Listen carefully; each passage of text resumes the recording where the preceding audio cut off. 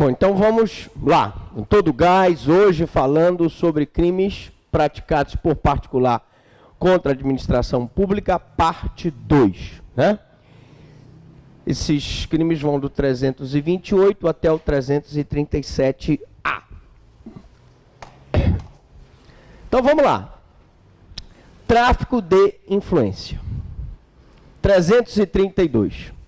Solicitar, exigir, cobrar ou obter para si ou para outrem vantagem, promessa de vantagem, a pretexto de influir em ato praticado por funcionário público no exercício da função.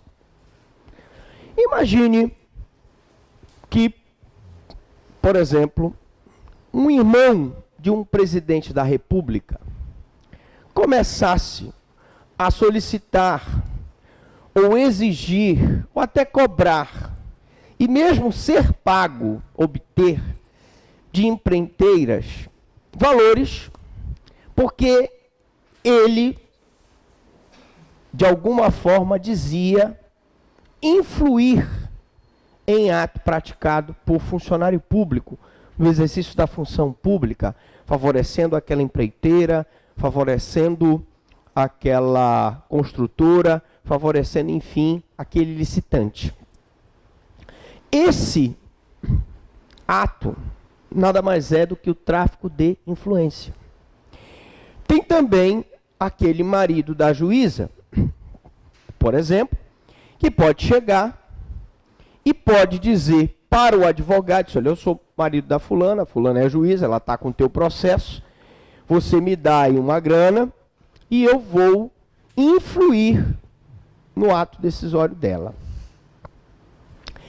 Toda e qualquer traficância de influência na administração pública, no ato de solicitar, exigir, cobrar ou obter para o próprio traficante de influência ou para outrem, vantagem ou promessa de vantagem a pretexto de influir no ato de ofício praticado pelo funcionário público, é o que nós chamamos de tráfico de influência. E isso, senhores, é muito mais comum do que os senhores podem imaginar. Esse crime é punido com a reclusão de 2 a 5 anos e multa. Nós fazemos questão aqui de ler o dispositivo, porque nós estamos, na verdade, nesse curso, mostrando para vocês item por item dos crimes contra a administração pública. Explicando que esse crime é um crime de grave potencial ofensivo, porque a pena mínima dele é superior a 2, é 2, não é superior a 1, e a pena máxima é superior a 2. Portanto, não cabe nem suspensão do processo e nenhum instituto benéfico do juizado especial. Repetindo para quem ainda não entendeu, nós temos os crimes de menor potencial ofensivo, que são aqueles cuja pena máxima não é superior a 2 anos. Esses crimes são da competência do juizado especial, não se lavra inquérito nem flagrante, se lavra o TCO, que é o termo circunstanciado de ocorrência. Nós temos os crimes de médio potencial ofensivo, que são aqueles cuja pena mínima não é superior a 1 ano, e esses crimes, eles são, em tese, preenchidos os requisitos legais, passíveis da suspensão do processo, são da competência da Justiça Comum, mas cabe suspensão do processo, previsto no artigo 89 da Lei 9.099. Nós temos os crimes de grave potencial ofensivo, que são aqueles que a pena mínima é superior a 1 e a pena máxima é superior a 2, e não são crimes hediondos. Então, aqui eu tenho um crime de grave potencial ofensivo.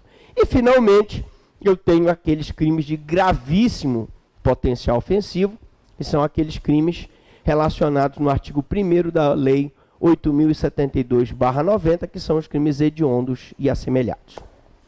Bom, mas o funcionário, no tráfico de influência, pode dizer que ele está pedindo aquela vantagem, porque a vantagem também é destinada para o funcionário.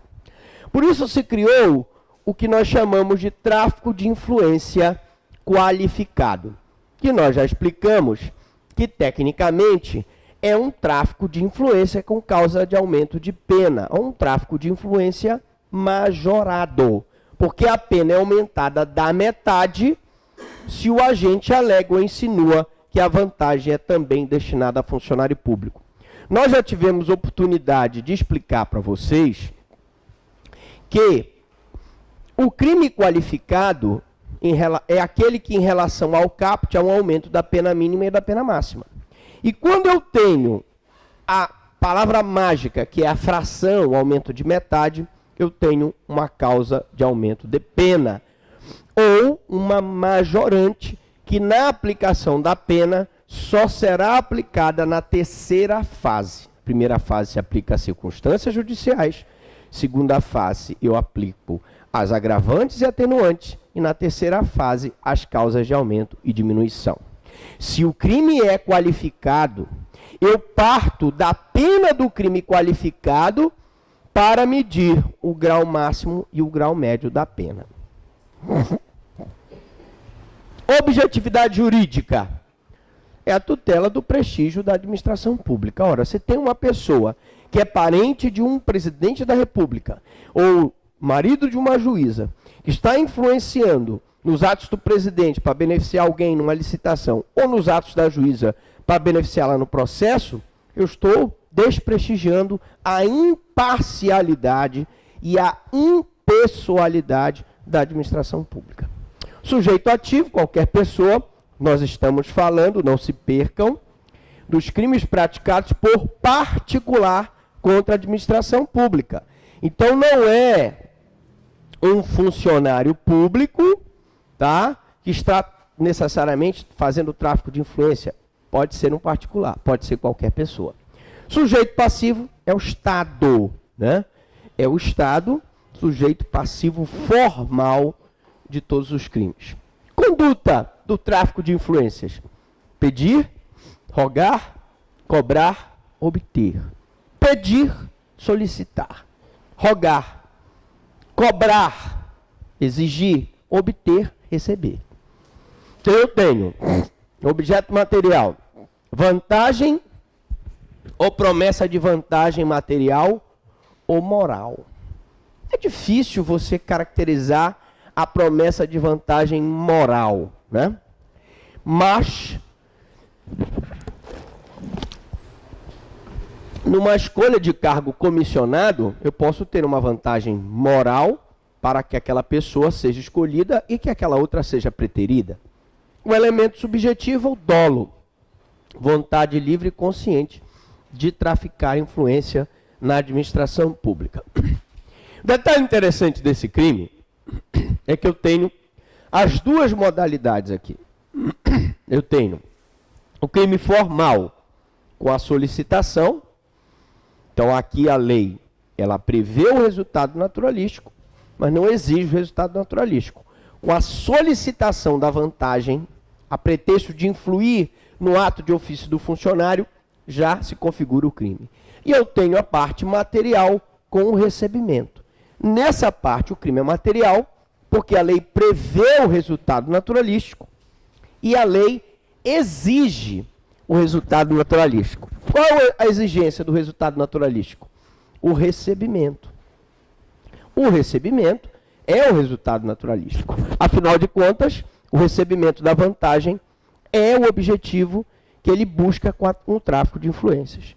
Tentativa admite, embora de difícil configuração, ele manda uma carta propondo, solicitando uma vantagem para influenciar no ato do funcionário, a carta é interceptada, e a ação penal pública incondicionada, todos os crimes contra a administração pública são da competência da legitimidade do Ministério Público e vai propor ação penal sem necessidade de representação do ofendido e sem necessidade de requisição do ministro da Justiça. Chegamos aqui num dos mais importantes crimes contra a administração pública. E nesse curso, nós combinamos que aqueles crimes que fossem mais exigidos a nível de concurso, a nível de estudo, nós iríamos comentar um pouco mais. Portanto, corrupção ativa é o ato de oferecer ou prometer vantagem indevida a funcionário público. Então, ou ele oferece, ou ele promete vantagem indevida a funcionário público para determiná-lo a praticar, omitir ou retardar ato de ofício. Vamos fazer uma pequena análise, depois a gente vai estender essa explicação. Primeiro, prometer e oferecer.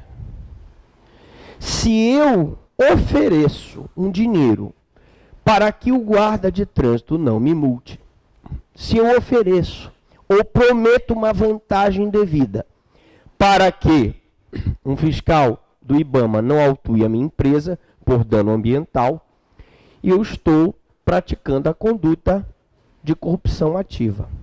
A conduta de oferecer e prometer, como nós vamos ver, bater nessa tecla, ela é formal. Ou seja, a lei não exige um resultado naturalístico, que é o recebimento da vantagem indevida. Basta que ele ofereça ou prometa. Reparem também que eu tenho um pedido, uma determinação para que ele pratique ato comissivo, omita ato omissivo, e aí omissivo próprio, e retarde ato de ofício, procrastine um ato de ofício. A pena é de reclusão de 2 a 12 anos e multa. Portanto, crime de grave potencial ofensivo. Pena mínima superior a 1, pena máxima superior a 2. Este crime configura um caso de exceção à teoria monista. O que é a teoria monista? No concurso de pessoas, todo aquele que concorre para o crime incide nas penas a ele combinada na medida de sua culpabilidade. Em tese, todos que concorrem para o crime vão responder por um mesmo crime.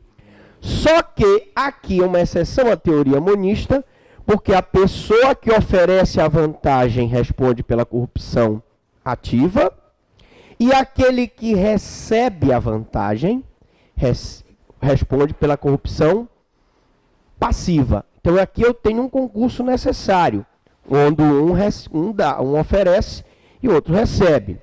Mas, como já foi esclarecido aqui na sala, a pessoa pode ser solicitada pelo funcionário público, o funcionário público solicita a vantagem devida para que ele não seja multado, e o motorista particular diz que não quer pagar. Nesse caso, só o funcionário público que solicitou é que vai responder pela corrupção passiva. O motorista que não pagou a vantagem, não aceitou o pagamento da propina, não responde por corrupção ativa. Então, teoria monista. Todos que contribuem para o crime responderão por esse mesmo crime. Todo aquele que concorre para o crime incide nas penas a ele combinadas na medida de sua culpabilidade. Se o funcionário público solicita vantagem indevida e o particular não a entrega, configura-se o crime de corrupção passiva para quem solicitou. E aquele que não cedeu à corrupção, por não aceitar a propina, o pagamento da propina, não responde por crime.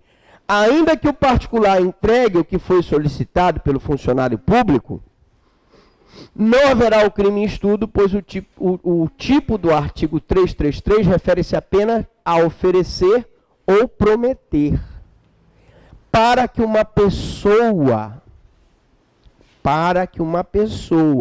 responda por corrupção ativa, ele tem que oferecer ou prometer. Vocês verão, quando nós falarmos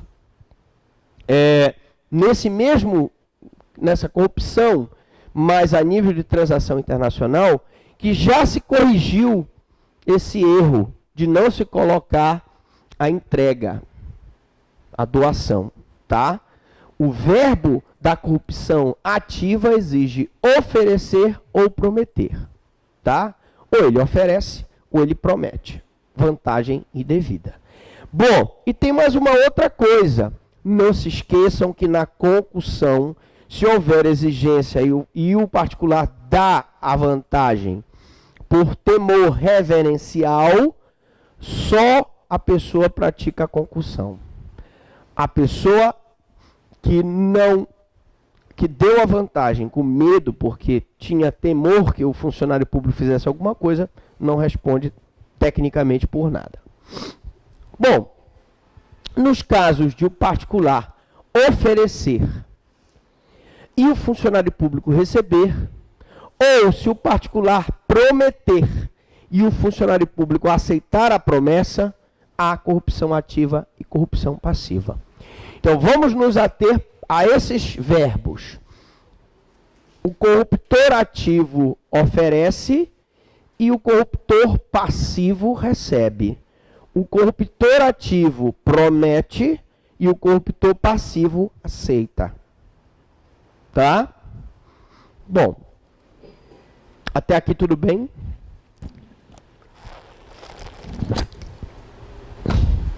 Elementos objetivos do tipo. Então eu tenho oferecer ou prometer. Oferecer, gente, é apresentar, propor alguma coisa para ser aceita. Então eu te ofereço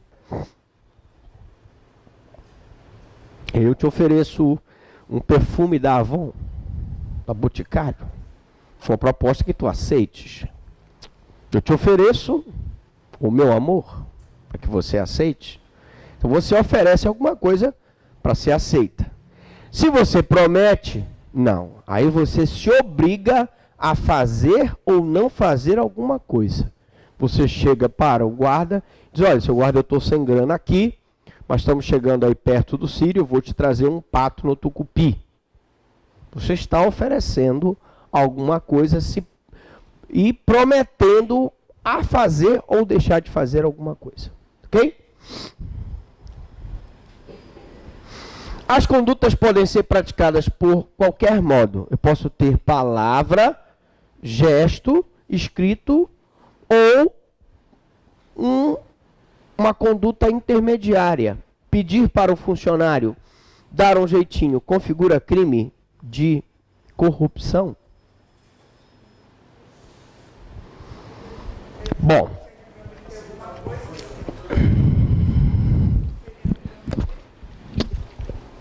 A pergunta é, se ele prometer alguma coisa, sim. Se ele disser assim, olha, dá um jeitinho aí, não me multa que eu te dou uma ponta. O crime está configurado. Mas se ele só disser assim, olha, rapaz, dá um jeitinho aí, rapaz, eu tô com pressa, passei aqui no sinal, tava falando no celular, mas não me multa. Dá um jeitinho aí, sem o oferecimento ou a promessa, eu não tenho como configurar o crime. Então não, pois não há oferecimento nem promessa de vantagem indevida. Mas como a nossa amiga disse aqui, se eu disser, olha, dá um jeitinho aí, que eu te dou um agrado aqui, já está configurado. Tá bom? Porque eu preciso ter o oferecimento ou a promessa. Se a vantagem for devida, haverá outro crime. Que outro crime seria esse? Suponhamos que um funcionário público vai cobrar um imposto. Tá? A vantagem é devida. Mas ele pode, ou ele cobrar sendo indevida, ou ele mesmo devida cobrar de forma vexatória o imposto. Qual o crime? Quem se lembra? Excesso de exação, tá? Parece até um nome, um xingamento, né? Um nome, mas é excesso de exação, tá? Exação, nós falamos na aula passada, que é a cobrança indevida ou a cobrança vexatória do tributo, tá? Vantagem pode ser qualquer uma. Se vocês pegarem alguns livros, inclusive vantagem sexual, né? Imagine que é uma loura, gostosona, ela está andando lá no carro dela, a Mercedes, e ela vai falando no celular, além de estar falando no celular, não percebe, o sinal está fechado, e ela passa no sinal vermelho. E o guarda, pare. Ela olha, o guarda olha para ela olha para o guarda, vê que o guarda também não é de se jogar fora, moreno alto, bonito, sensual, e diz para o guarda, olha, seu guarda, é o seguinte, não me multe não, que a gente vai dar uma saída. Nós vamos lá naquele motel Mirage.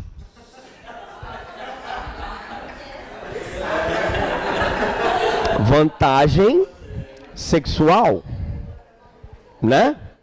Vantagem sexual. Bom, mas não são todos que colocam a vantagem sexual como corrupção.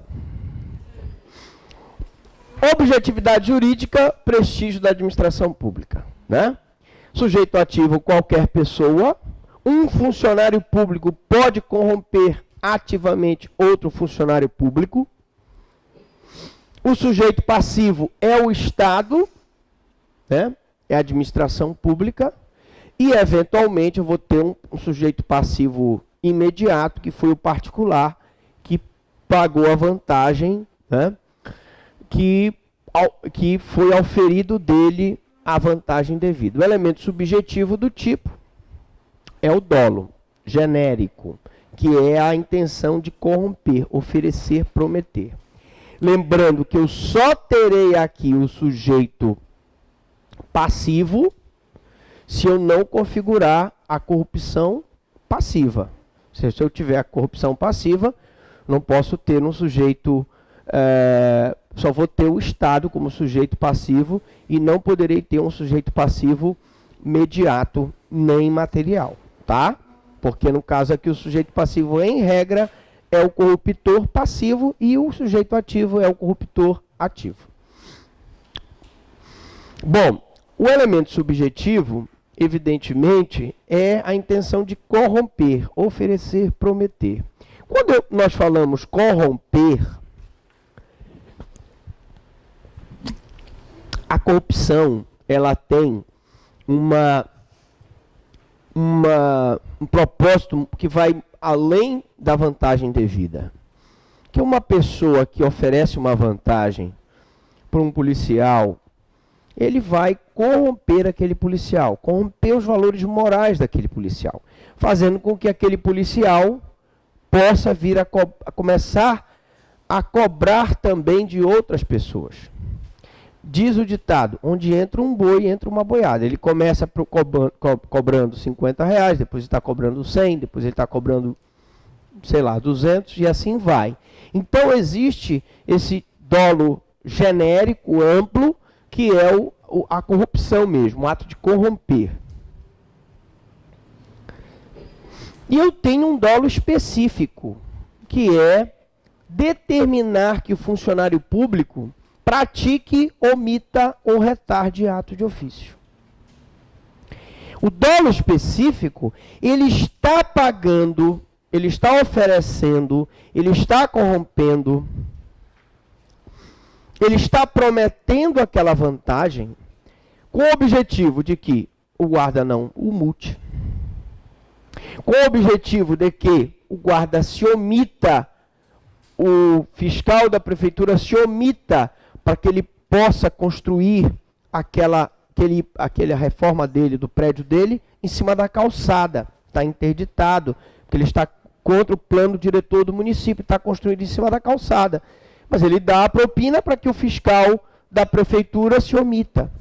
Ou que ele retarde o ato de ofício, às vezes um ato de ofício que é retardado, no sentido de procrastinado, dá algum tipo de vantagem para aquela pessoa. A consumação ocorre no momento do oferecimento da promessa. Não importa se o funcionário irá fazer ou não. E também não importa se há obtenção da vantagem ou não, efetivamente, tá? Se eu prometo, o funcionário não faz e eu não pago, ou se eu prometo, o funcionário faz e eu não cumpro, mesmo assim há a corrupção, tá certo? Então, primeiro, crime de consumação, um crime formal, em que a lei prevê o resultado naturalístico, mas não exige o resultado naturalístico. Veja que nós temos, na verdade, dois resultados naturalísticos. Bom, eu poderia dizer 3 resultados naturalísticos. Vamos lá.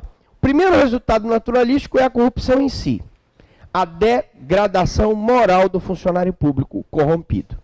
O segundo é que ele pratique um ato comissivo, de praticar, omissivo ou procrastinatório. O terceiro é a vantagem devida, que está em jogo, como forma de materializar aquela corrupção. Mas não tenho como dizer, é crime formal. Basta o oferecimento da promessa para que o crime esteja consumado, não importando se o funcionário fez ou não o que foi avançado. Então, o crime formal não precisa do resultado para se consumar. Caso o funcionário pratique o ato, eu vou ter um mero exaurimento, mas atenção, o mero exaurimento, também chamado, vamos colocar, o mero exaurimento, gente, o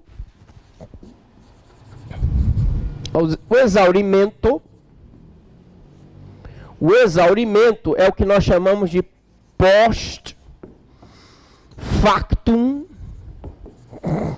impunível. Pós-factum impunível. Pós-fato impunível. Eu não puno o exaurimento de alguns crimes. Mas nesse crime aqui especificamente, o exaurimento, neste caso, aumenta a pena de 1/3. O exaurimento aqui representa uma majorante ou causa de aumento de pena. Por que eu sei que é uma causa de aumento de pena? Porque ela vem expressa em fração. Quando eu tiver a palavrinha mágica, aumenta a pena de 1/3, 1/3 é fração, eu já sei que qualquer situação é causa de aumento de pena, portanto, majorante. Tentativa é possível apenas na forma escrita, então uma carta que se extravia antes de chegar ao conhecimento do funcionário, nessa carta estava sendo prometida uma vantagem e não chegou ao conhecimento do funcionário. Tentativa. Vamos agora falar do contrabando, sim. Diga.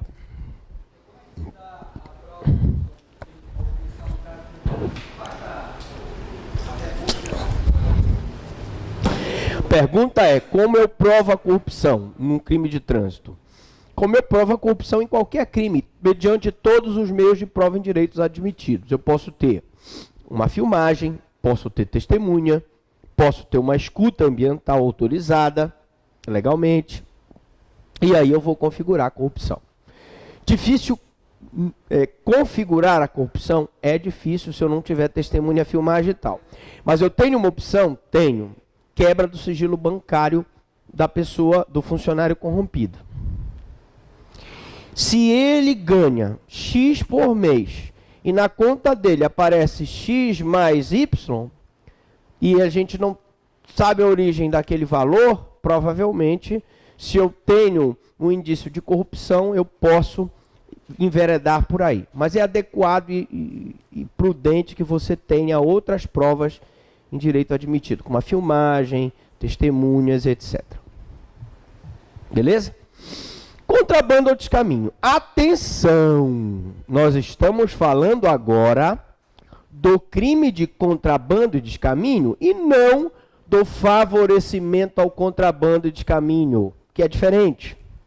Aqui, eu tenho o ato de importar ou exportar mercadoria proibida ou ilidir.